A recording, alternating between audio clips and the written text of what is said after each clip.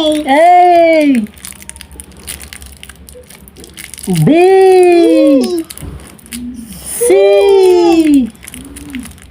D. E. F. G. H. I. G. Yummy, yummy. K. L, M, N, O, P. Q, R, S, T, U, V.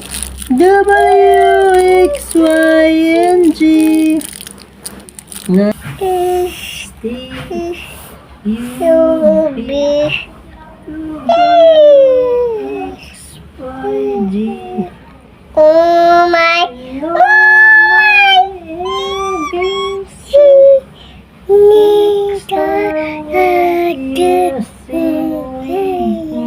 Yay! A.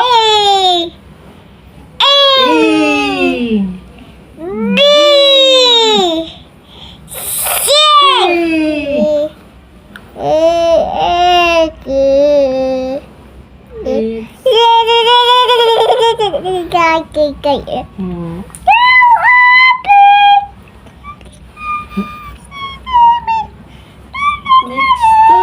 Wow, very good naman ni Bibi, oh. Very good naman. Mark, what color is this? Red. Wow! Very good. It's a red. Very good sa kong Bibo. Ay, kailan lagi ka na, nak? What is this? This one. Yay! This one. Green. Green. Like a very good na sa Bibi. This one. What color is this?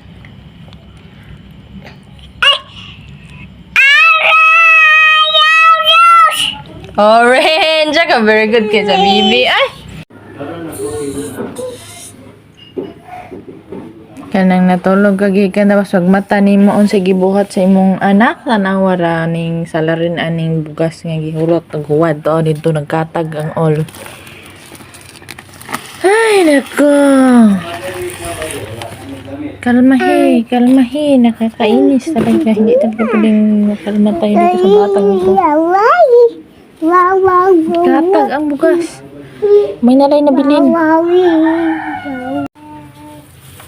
Nagkalagot na lang yun.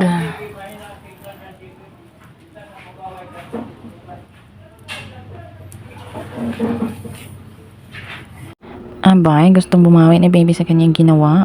Sobrang nakaka-high blood man tingnan. Hayaan natin siyang bumawi. Kaya tulungan na lang natin siyang magligpit.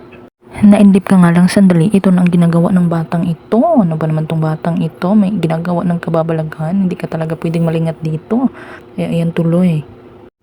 Pero okay na rin to para makapag-exercise tayo. Tulog-tulog lang kasi tayo for today's video kasi napagod tayo sa nung nakarang araw dahil sa vigil. Nako, bumabawi sana tayo ng lakas pero ito naman ginawa ng ating Junakis.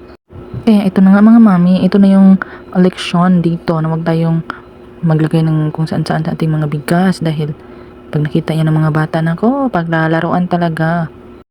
Ayan, ang daming nasayang na bigas pero hindi yan masasayang dahil isasaing natin yan mamaya. Hindi pwedeng mausik ang mga bigas natin. Kasi wala tayong pambili. Ayan, ang galing ng batang ito. Marunong pala itong magkulis. Ayan, nandyan sa labas ang mga bigas kasi pinapakain niya sa mga manok. Kasi wala na kaming mga manok. Yung kapitbahay na manok ang kakain dyan. Kundi yung mga aunts, please like and subscribe. Mama lang. Finish na.